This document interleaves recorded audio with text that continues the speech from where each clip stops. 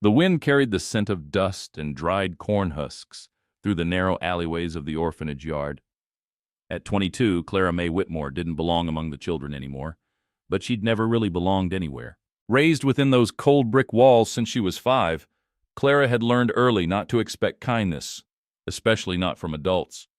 The matron, Miss Halberd, only ever touched her when dragging her away from trouble, real or imagined. Over time, Clara grew into a quiet shadow, unnoticed and unneeded, clutching to books and faded dreams as lifelines, until one letter arrived. It was the first time anyone had written her name on an envelope. To Miss Clara May Whitmore, Trinity Orphan Home, Cheyenne, Wyoming Territory. Her hands trembled as she opened it.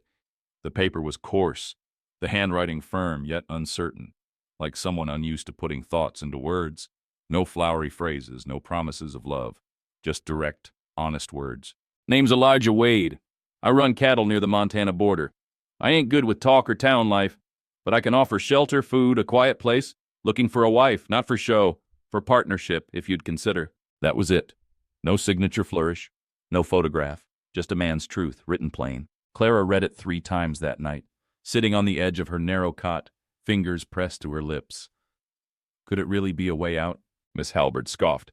Mail-order bride nonsense. Men like that only want silence and obedience. But Clara had known silence her whole life. What she longed for was peace. 2 weeks later, Clara stood at the edge of the train platform in Miles City, her one carpet bag beside her, holding all she had in the world, 2 dresses, a shawl, and the letter. The sun beat down, harsh and golden. Wagons clattered in the distance. Her heart pounded like hooves. She looked up each time boots crunched gravel, unsure who she was supposed to meet, until she saw him. He stood apart, tall and broad, dressed in faded denim and a dust-stained duster. A wide-brimmed hat shaded his eyes, but she felt the stillness in him, the strength. He didn't hold flowers, he didn't smile, but he was there, on time, as promised. Elijah Wade? She asked, her voice barely rising above the train whistle. He nodded once. You Clara? Yes. They stood in silence for a moment before he took her bag without a word and gestured toward his wagon. Clara followed, heart thudding, unsure if she was stepping toward freedom or another kind of prison. But as they rode through the wide open prairie, she dared to lift her eyes to the horizon, and for the first time in years, she breathed, not from fear, not from sorrow, but from the quiet possibility that maybe, just maybe, she was finally going home. The wagon creaked gently over the uneven earth, wheels thudding over rock and root, but Elijah said nothing. Clara sat beside him, hands folded in her lap, eyes darting from the vast Montana plains to the stranger driving the team of horses. She'd never been this far from a town, never seen land stretch so far without fences or smoke. The silence unnerved her at first, but not in the way silence at the orphanage had. This one was calmer, not cold, not cruel, just quiet. Elijah wasn't the type of man who filled silences with idle talk. He glanced her way only once during the long ride home, as if checking to make sure she hadn't disappeared. Clara studied him from the corner of her eye. He had the rugged look of a man who knew hardship, jaw dusted with a short beard, hands weathered, posture stiff like someone who'd learned to carry burdens alone. Yet his presence wasn't harsh. There was steadiness in the way he guided the reins, in how he nodded to passing ranchers without speaking a word. She'd met loud men, impatient men. Miss Halberd's occasional suitors had taught her well.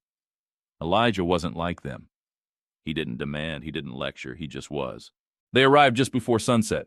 The cabin sat near the edge of a shallow creek surrounded by cottonwoods and wild grass. It was modest, a front porch with 2 steps, a stone chimney, and a small barn in the back. But it was his. And now, she supposed, theirs. Elijah stopped the horses and stepped down, reaching for her hand without a word. Clara hesitated only a second before placing hers in his. His grip was gentle. He led her inside. The air smelled faintly of pine and something warm, beans and cornbread, perhaps. The cabin was clean, though plain. Wooden table, 2 chairs, a stove, a bed tucked into the back corner, freshly made with a quilt she didn't expect. You hungry? He asked quietly. Clara nodded. Yes, thank you. He ladled out 2 bowls of stew without another word. They sat at the table in near silence, the only sounds the clink of spoons and the whistle of wind slipping through the cracks in the shutters. That night, As he unrolled a second bedroll on the floor and placed it near the fireplace, Clara turned to him, surprised. "You're not—" she began, voice small. He looked at her, calm and steady. "You sleep in the bed. I'll take the floor. That's all right?" She stared at him, heart skipping. Yes, thank you." Elijah didn't smile, but something in his eyes softened. "A marriage should be built, Clara. You don't owe me a thing. Not yet, not ever, unless you want it. Unless—" It was the first time anyone had said something like that to her. As he laid down and pulled a blanket over himself, Clara lay atop the quilt, still in her dress, watching the fire crackle. The silence remained. But now it felt like something sacred, like safety. Maybe love didn't always come in grand declarations. Maybe it started in the quiet. And maybe, just maybe, a silent cowboy was teaching her exactly that. Morning light filtered through the cabin window, painting golden streaks across the wooden floor. Clara stirred, unsure for a moment where she was. But the warmth of the room, the scent of wood smoke and cornbread still lingering in the air, reminded her.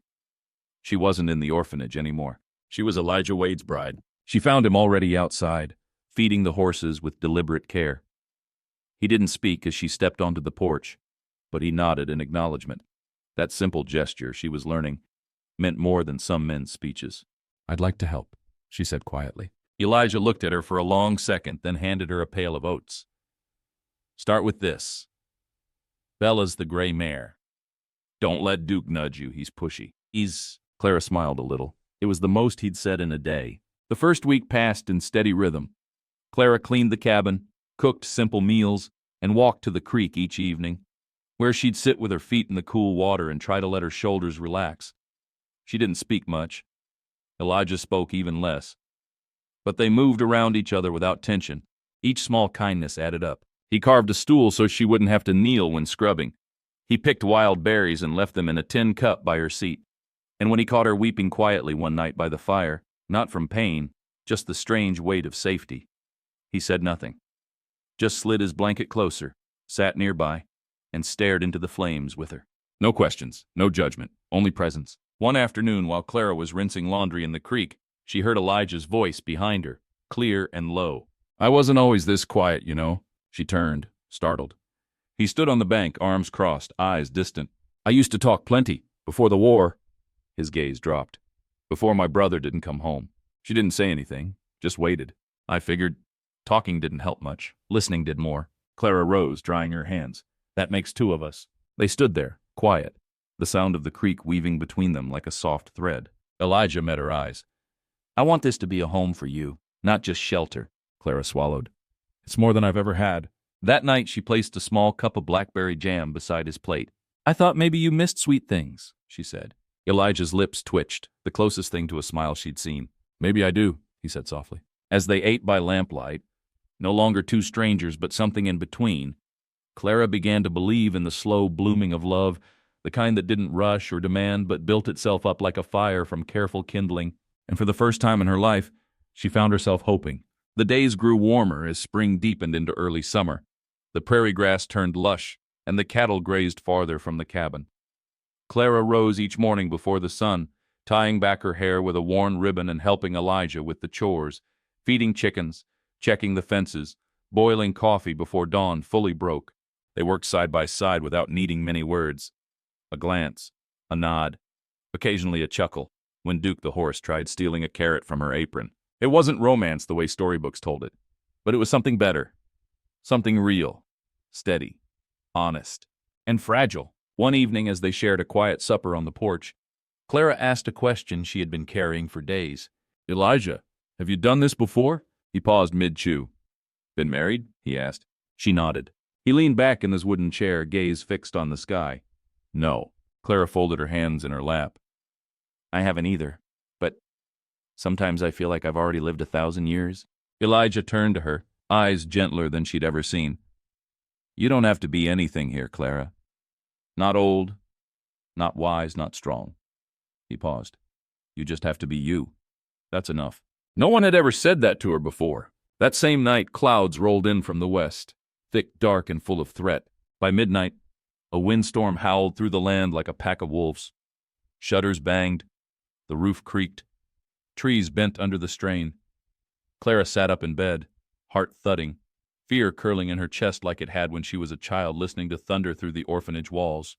Then she heard boots hit the floor. Elijah moved to the window, checking the latch, then stoked the fire back to life. When he saw her eyes wide and full of panic, he crossed the room and knelt beside her bed. "It's just wind, Clara," he said gently. "Won't hurt you." She nodded, but her breath came quick. Her voice trembled. "I hate storms." "I used to," Elijah murmured. "After the war, after I came home." She blinked. "Why?" "Because it reminded me of everything I couldn't control." Silence fell again. Then, with hesitation, Clara lifted her quilt and whispered, "You can stay close if you want." He didn't say a word, just nodded and lay down carefully on the floor beside the bed, hand resting within reach of hers. She reached back, and together they lay in silence, the fire crackling while the wind howled. Outside, the world raged. But inside, for the first time, Clara didn't feel alone. Morning came with a sky washed clean. The storm had passed, but it left behind a world damp and glistening, smelling of pine and wet soil. Clara stepped outside barefoot, her dress brushing against the porch's wooden planks, and tilted her face toward the sun. The wind was soft now. The anger of the night before melted into peace. Behind her, Elijah emerged with 2 mugs of coffee, offering her one without a word. She smiled. "Thank you for last night." He met her gaze for a moment. "You don't have to thank me." "But I do," she said softly, "because no one ever stayed when I was afraid. They always left." Elijah looked down, his voice low. "Well, I'm not them." Later that morning, they walked the perimeter of the ranch together. Clara held a coil of wire while Elijah repaired a section of broken fence near the southern pasture, likely knocked loose by the storm. The air buzzed with insects and birdsong, a welcome contrast to the night's chaos. Clara found herself asking, "Do you ever get lonely out here?" Elijah paused, hammer in hand. "Sometimes." She waited, sensing there was more. "But I never minded it much. It's quiet out here. I know what to expect." He looked at her. "Until you came." She raised an eyebrow, unsure. Was that a complaint? His lips twitched. "No, just different, a good different." For a man of few words, those 3 meant everything. Back at the cabin, Clara unpacked a small cloth bundle she'd kept hidden at the bottom of her carpet bag. Inside was a worn sketchbook, her only keepsake from a visiting teacher who had once encouraged her to draw. Her fingers hovered over the faded cover before she opened to a blank page and began sketching the creek, the trees, the way sunlight hit the grass. Elijah walked in and paused. "That yours?" She nodded, suddenly shy. "I haven't drawn in years." "Why'd you stop?" "Because I didn't think it mattered anymore." He crouched beside the table, studying the lines. "It matters to me." Her throat tightened. He didn't flatter. He didn't pretend. But when Elijah Wade gave a piece of his truth, it rooted itself deeper than any flattery could. That evening, as they sat on the porch again, her drawing resting on the table beside them, Elijah broke the comfortable silence with a single question. "What do you want, Clara?" It wasn't about chores, or supper, or fences. It was about her life. She stared out at the horizon. "I want to feel safe, to feel seen, and maybe, one day, to be loved. Not for what someone wants me to be, but for what I already am." Elijah didn't answer right away. But then he said something she would carry with her for the rest of her life. "I think you already are." The days settled into a rhythm Clara had never known before. One built not on fear or duty, but on quiet moments that stitched a life together. She swept the porch each morning while Elijah saddled the horses. At midday they worked side by side in the garden, planting rows of carrots and potatoes. In the evenings, she'd draw while he carved wood by the fire, silent companionship that spoke volumes. But some days, Clara still felt the weight of her past, like a stone tucked in her apron pocket, never quite gone. That's why she started writing letters she never intended to send. The first was to Miss Halberd. "I'm not afraid of silence anymore. It doesn't punish me here. It gives me peace. You were wrong about what I deserved. I know that now." The second to herself. "You are not broken. You are growing. Every time he listens, every time you smile without asking permission, you take your life back." She kept the letters folded neatly in a wooden box Elijah had carved for her. A small thing, but hers. Just like the life they were slowly building. One morning Elijah handed her an envelope. "Came with supplies from town," he said. Didn't open it. She recognized the seal. It was from the agency that had sent her out west. Inside was a formal notice. Another letter of inquiry. Another man requesting a bride.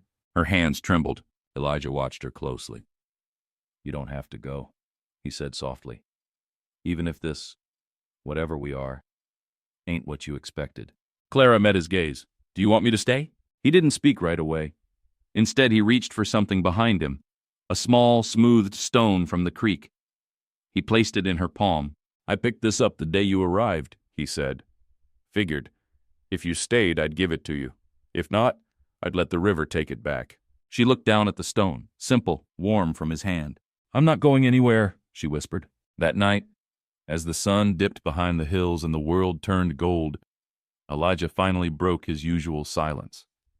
Sitting beside her on the porch, he said, You make this place feel like more than just land and wood. She turned to him. And you make me feel like more than just a girl someone left behind. No kiss, no dramatic declarations. Just two people leaning slightly closer, hearts speaking in a language they were learning together. Summer rolled in with dry winds and golden fields. The cattle moved slower under the heat, and so did Clara and Elijah. Their days were filled with chores, but in the quiet spaces between loading hay, between meals, between glances, something unspoken began to take root. It wasn't just comfort anymore, it was belonging. Clara found herself humming as she worked, an old tune she'd heard long ago. One afternoon, as she swept the cabin floor, Elijah paused in the doorway.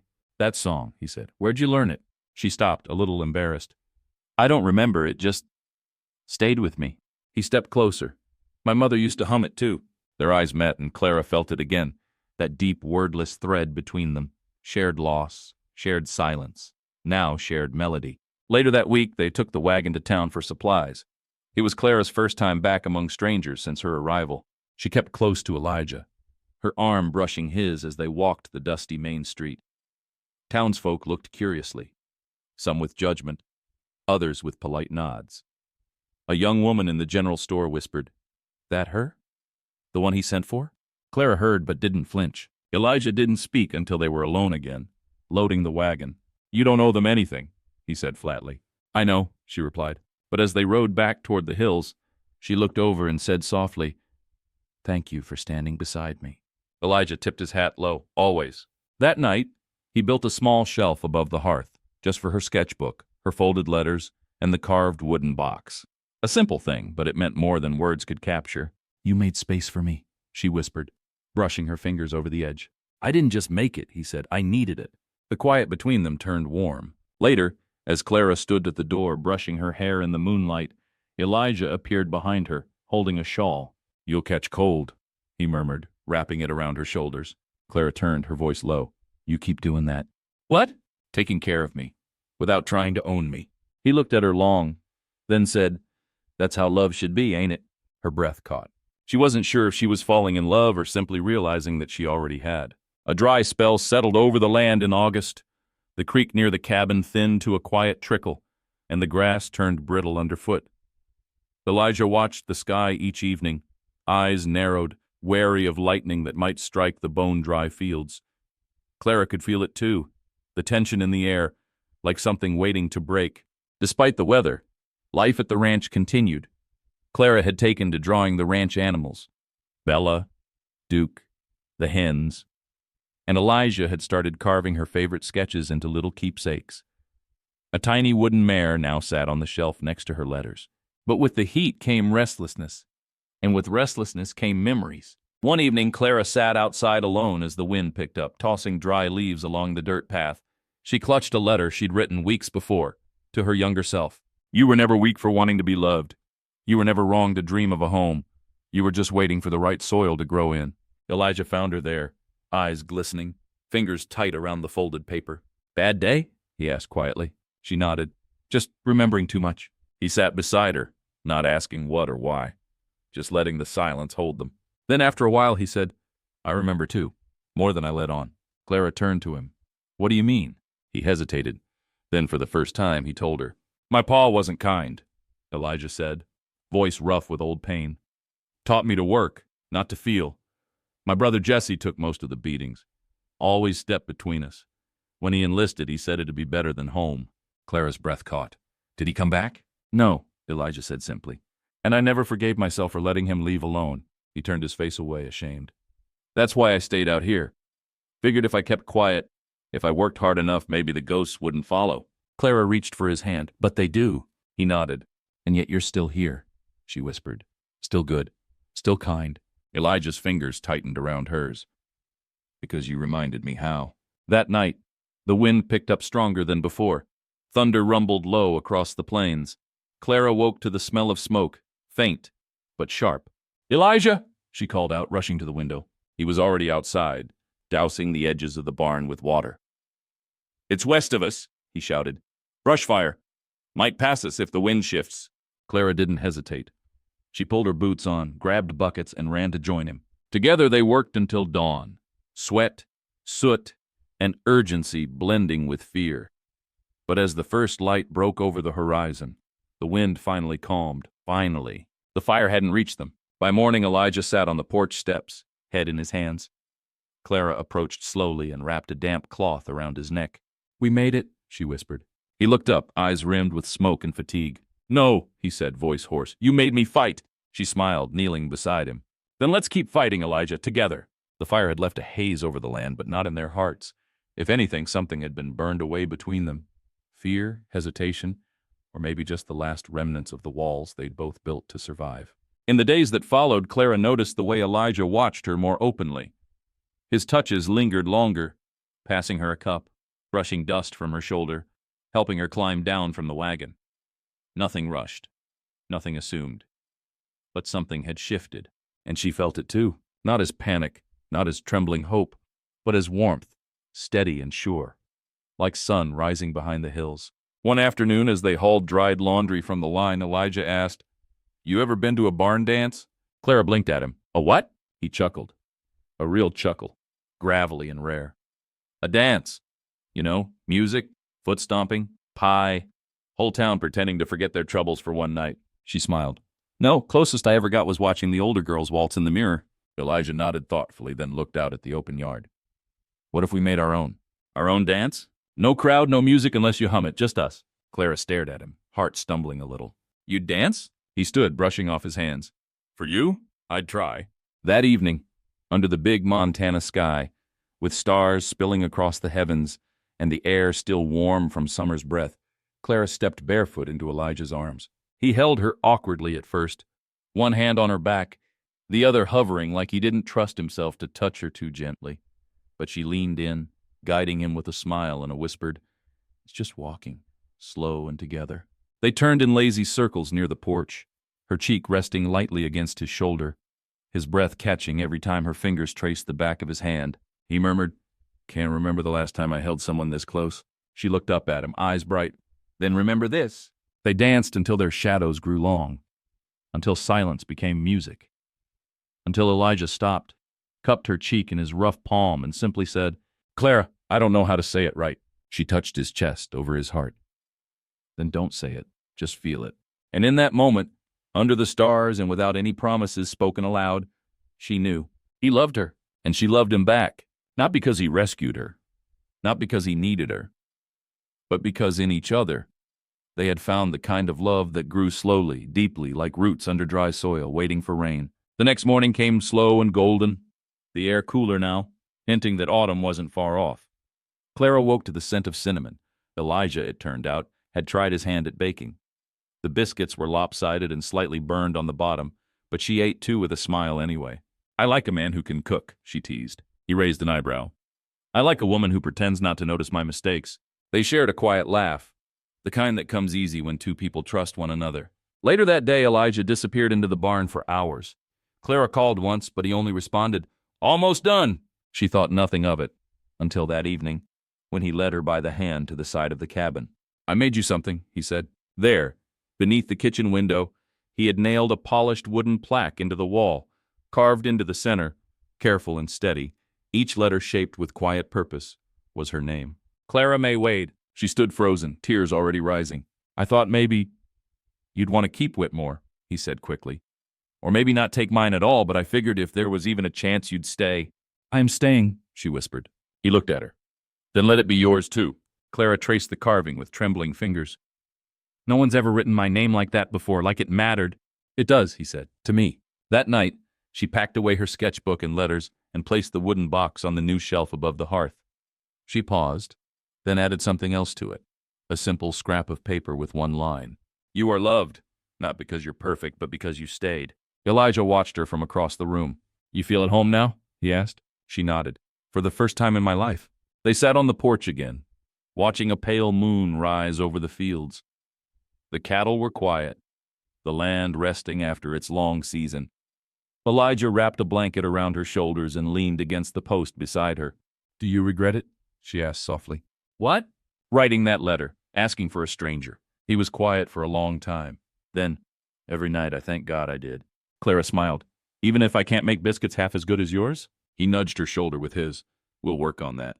And in the cool hush of the prairie night, where once there was only silence and sorrow, now there was laughter, warmth, and a name carved in wood that meant someone had finally found where she belonged. September settled over the ranch like a warm quilt.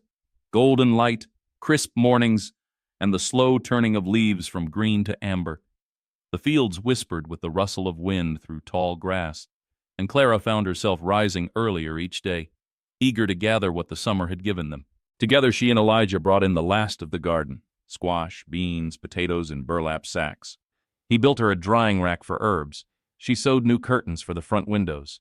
It was simple work, but every small task felt like a thread sewing them tighter together. One quiet evening, Clara stood in the garden with soil on her hands and dusk in her hair. Elijah approached, holding 2 mugs of cider, and passed one to her. "I've been thinking," he said, taking a long sip. "Dangerous?" she teased. He gave a small smirk. "Maybe, but still. Been thinking about building that second bedroom out back." She looked at him, puzzled. "Why? You planning to start renting rooms?" Elijah met her eyes, more serious now. "No, I'm thinking about the future, about us. About maybe growing more than potatoes next year." Clara's breath caught. "You mean," he nodded slowly, "I mean a family. Not now, not unless you want to, but someday. I think this place could hold more." She looked down at her hands, still dirt-smudged and shaking just a little. The idea of family had always been wrapped in pain, but now, maybe not. "Maybe," she smiled, tears threatening. "I'd like that. Someday." Elijah reached out, wiping a streak of soil from her cheek with his thumb. "You'd make a good mother," he said. She laughed, half-choked. "How would you know?" "Because every morning you wake this place up with your presence, and every night you put it to rest with your care." That night, she wrote another letter. "To the girl I used to be, you survived. And not only that, you grew. You are not what was done to you. You are what you chose to become." She folded it carefully and placed it inside her wooden box. Then she turned to Elijah, who was stoking the fire. Without hesitation, she reached for his hand, lacing her fingers with his. "Let's build that room," she said. He looked up, his eyes lit by firelight. "Yeah?" Clara nodded. "Yeah, but make it big, just in case." The first snow came early. By mid-October, the world outside the cabin was blanketed in white, soft and quiet, like the sky itself had decided to rest. The creek froze along the edges, the trees stood bare, and chimney smoke curled lazily into the cold morning air. Clara pressed her hands to the window pane, breath fogging the glass. "It's beautiful," she murmured. Behind her, Elijah pulled on his coat and gloves. "Cold's coming in fast. I'll check the barn." Clara turned. "I'll come with you." He paused. "You don't have to." "I want to."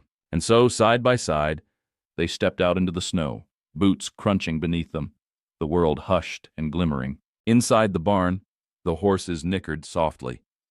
Elijah checked the feed while Clara refilled the water trough, humming to calm the animals. Duke bumped her shoulder playfully, earning a quiet laugh. Elijah watched her from across the stall. There was something in his gaze she couldn't quite place. Tenderness, yes, but also amazement, as if he still couldn't believe she was real. "Do you ever miss the silence?" she asked suddenly. He stepped closer. "No, not the kind I used to know." She tilted her head. "What kind do you know now?" "The kind filled with you." That night, the wind howled against the windows, but inside the fire glowed warm and steady. Clara brought out her sketchbook, flipping to a page she'd started weeks ago. A drawing of the cabin under moonlight, 2 silhouettes on the porch. She handed it to Elijah. He stared at it for a long while, then said, "You made this place look like home." She smiled. "That's because it is." He set the drawing down carefully, like it was something sacred.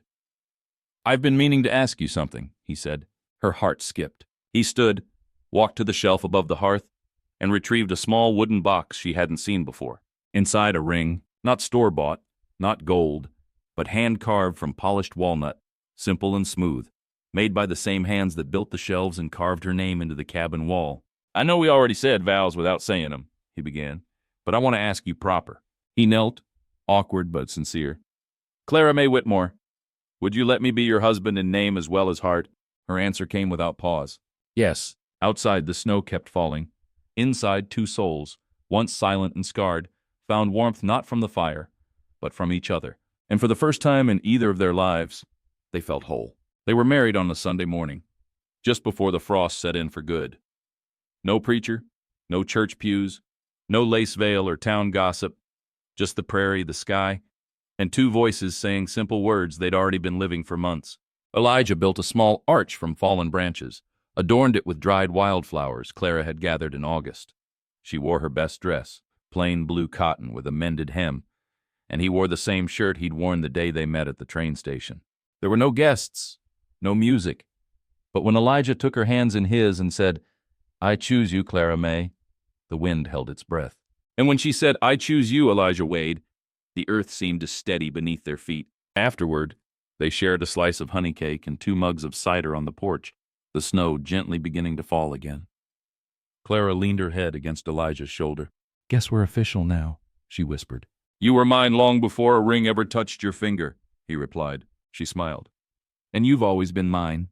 You just didn't know it yet." The next day, Clara signed her name in the new ledger Elijah had made to keep track of their crops and cattle. Clara May Wade, seeing it in her own handwriting, startled her. For so long, her name had been something others called her, never something she owned. But now it was carved, claimed, chosen. She turned to Elijah. "Feels strange." "What does?" "Being someone with a name that means something. That's wanted." He didn't say anything right away. Just set down his pencil and walked over, wrapping his arms around her waist. "You were always someone," he said into her hair. "Now you just believe it." That evening, Elijah brought out a gift wrapped in cloth, a hand-stitched journal. On the first page, in careful block letters, he'd written, "For the stories you haven't told yet." Clara traced the words, throat tightening. "You made this?" He nodded. "Figured you've written enough to the past. Maybe it's time to start writing for the future." She didn't answer. She just leaned up and kissed his cheek, then softly, his mouth. It was the first time they'd kissed, truly kissed. And it wasn't fire or urgency. It was peace. They sat by the fire later, her head resting in his lap, journal in hand. She didn't write in it yet, but she knew she would. Because now she had a story worth telling, and a name worth speaking aloud. Winter deepened, the days shortened, and snow gathered in soft drifts along the cabin's roof. The creek froze over, the cattle huddled closer to the barn, and smoke from the chimney became a near-constant ribbon in the gray sky. Inside, Clara and Elijah fell into the rhythm of a married life not defined by grand events, but by shared warmth, soft words, and small acts of care. He chopped the wood. She mended the clothes. He stoked the fire before dawn. She placed a hand on his shoulder as he did. There were no declarations of love, only its presence. Quiet, steady, and as real as the snow outside. One evening, Elijah found Clara sitting at the table, her new journal open, pen poised but unmoving. "Stuck?" he asked. She nodded. Not sure where to begin. He sat across from her. "Try the truth." She smiled faintly. "That's a lot to write." "Then take your time. I'll be here." She stared at him for a long moment, then slowly began to write. "This isn't a story about rescue. It's about recovery, about how silence can be cruel, and then healing. How a man can say so little and still speak everything I needed to hear. And how love found me not with a kiss, but with a steady hand offering room to breathe." A few days later, as snow blanketed the world again, Clara felt a strange sensation, like the earth itself had gone still. Her body, once used to emptiness, now fluttered with the faintest sense of change. She waited a week before telling Elijah. They were sitting by the fire when she turned to him and placed his hand on her stomach. I think something new is beginning." He stared at her, eyes wide, hand frozen. Then slowly, he cupped her cheek. "A baby?" She nodded, heart pounding. Elijah didn't say anything. He just pulled her close, held her tighter than he ever had. Not in fear, not in shock, but in awe. Later that night, as they lay under the heavy quilt, Elijah whispered, "You still feel like home to me." Clara turned, resting her palm over his chest. And now we'll make one. For someone else, too. The wind howled outside. The snow fell. But inside the cabin, something even stronger was taking root. Not just a child, but a new beginning. A future carved from silence, watered with trust, and now blooming beneath winter frost. The news of the baby settled over their lives like fresh snowfall, soft, pure, and full of promise. Elijah began checking the roof more often, reinforcing the barn door, and ordering extra supplies from town. Clara noticed he moved with more purpose now. Like every nail he hammered, every bag of feed he stacked, was an act of protection, not just for her, but for the life growing inside her. "You don't have to do it all at once," she told him one morning as he hauled lumber through the snow. He wiped the sweat from his brow and smiled. "Can't help it.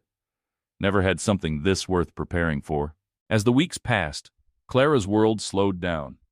She spent more time near the fire, hands resting over her growing belly, heart filled with a quiet kind of joy that still surprised her sometimes. She wrote more in her journal.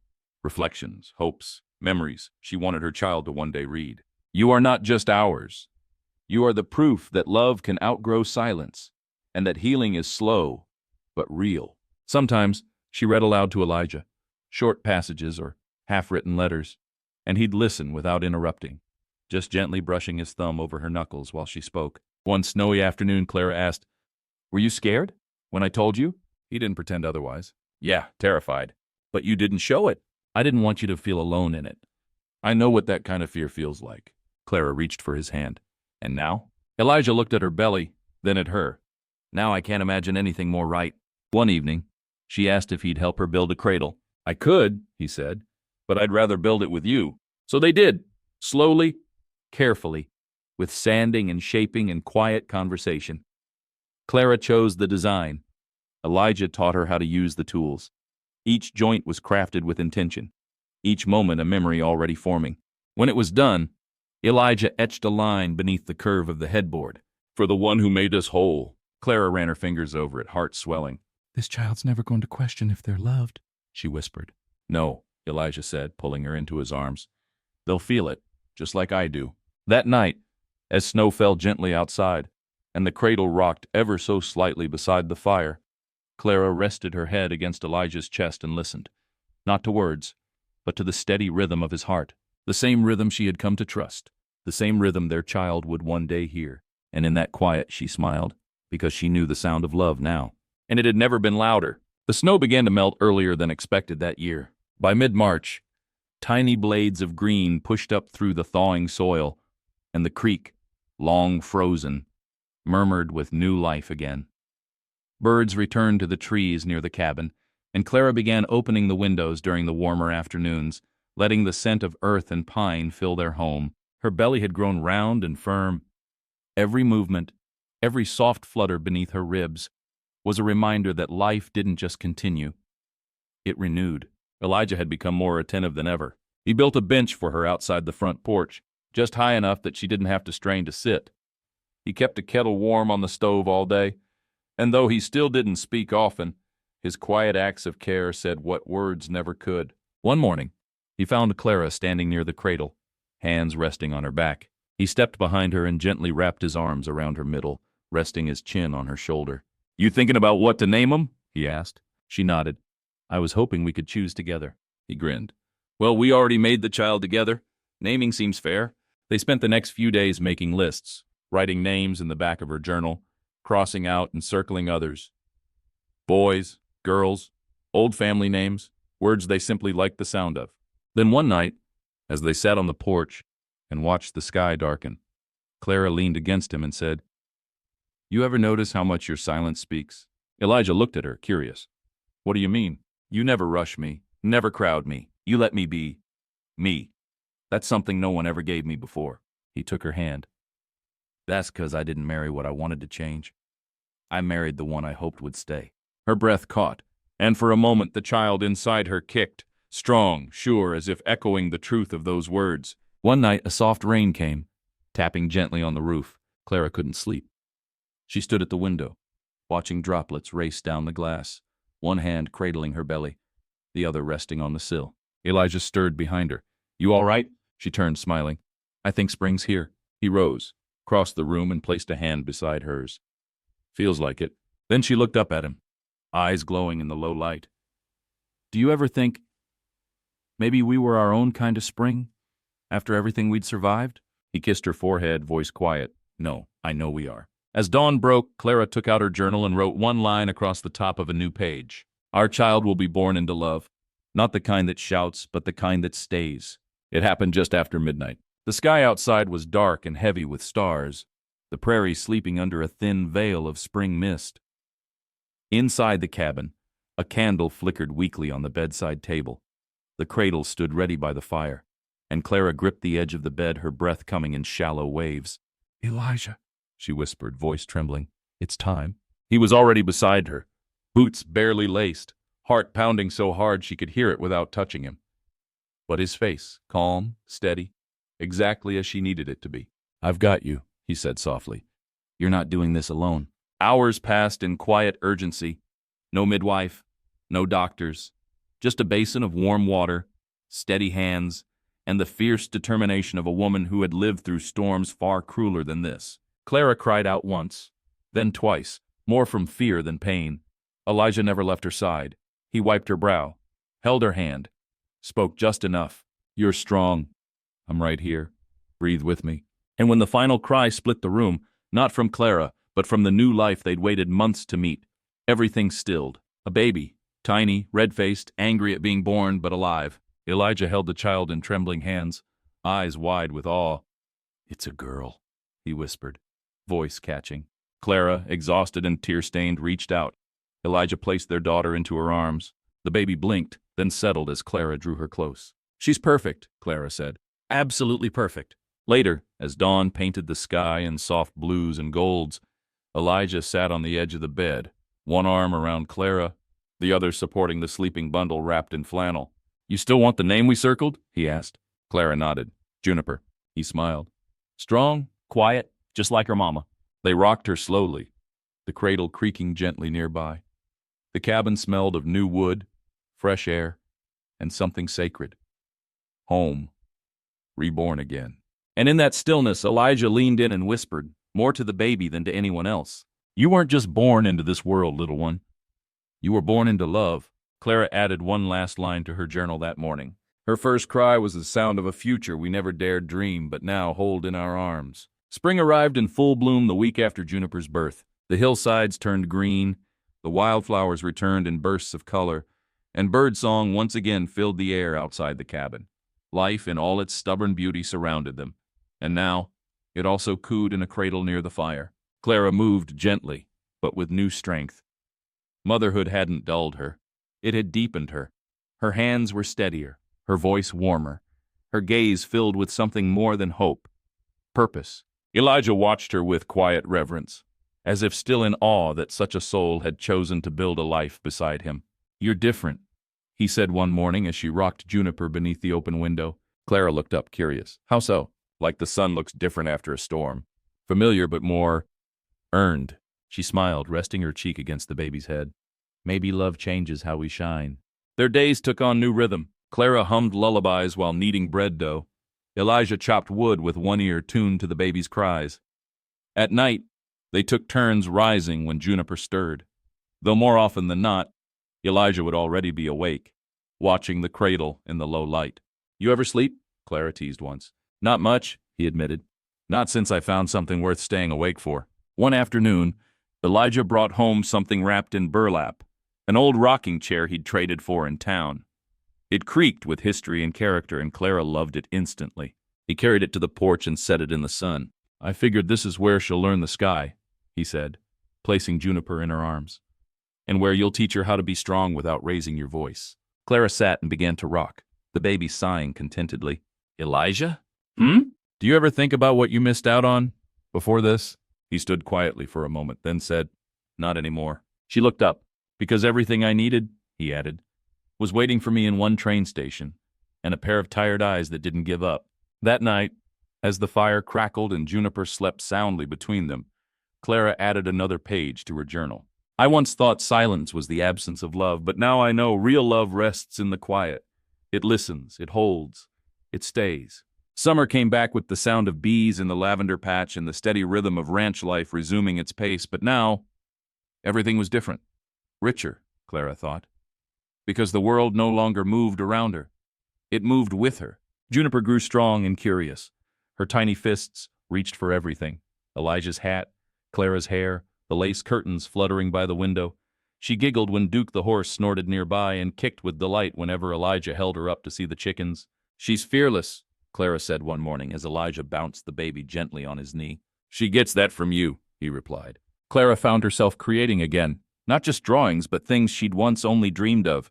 She embroidered little clothes, sketched animals for Juniper's cradle, and even wrote the beginnings of a children's story in her journal. "You ever think about teaching?" Elijah asked as he watched her draw. Clara blinked. "Teaching what?"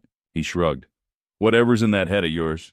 You got things worth passing on." She smiled. "So do you," he chuckled. "I don't say enough for that." She leaned over and kissed his cheek. Exactly why people would listen. One warm evening, as the sun melted behind the hills, Clara walked out into the field behind the cabin, barefoot, and holding Juniper against her chest. Elijah followed, holding a small wooden plaque. "What's that?" Clara asked. "Something I've been working on." He placed it at the edge of the field, beneath the old cottonwood tree that shaded the house each summer. It read, "Wade Homestead established with faith, rebuilt with love." Clara stared at it, her throat tightening. "It's more than just a ranch now," Elijah said. "It's a legacy." She nodded, brushing a tear from her cheek. "For her, for us." That night, with Juniper fast asleep and the moon glowing above the hills, Clara and Elijah sat on the porch in the old rocking chair. He held her hand. She rested her head on his shoulder. "Do you ever think we were meant for this?" she asked. "I think we were made through this," he said. "You, me, her. None of it came easy, but nothing worth keeping ever does." Clara smiled and closed her eyes. The world didn't feel loud or chaotic anymore. It felt shaped, crafted, like every broken piece of her past had been gathered, mended, and turned into something strong and soft at the same time. It felt like forever. Years passed, as gently and steadily as the wind that moved through the tall Montana grass. The Wade homestead became more than a house. It became a place where stories took root, where Clara's sketches filled wooden frames, where Elijah's tools were handed down, not just for use but with reverence, and where Juniper, with wild curls and eyes full of fire, learned to run before she learned to doubt herself. She climbed the fence posts Elijah had hammered in with bare hands. She listened to Clara's voice reading stories by lantern light. And in every corner of that home, love was not spoken often, but it was always there. Clara never stopped writing. Her journal turned into many. One for memories, one for lessons she wanted Juniper to carry, one filled with letters never sent to the girl she used to be. She bound them in leather herself, stitched them with care, and lined them on a shelf Elijah had built just for her words. "You think she'll read them?" Elijah asked one autumn morning as Juniper chased chickens in the yard. Clara smiled. "Maybe not today. Maybe not even this year. But one day when she's older, when the world feels too heavy, she'll find them. And she'll know she comes from strength." Elijah nodded. "She'll know she comes from you." Clara took his hand.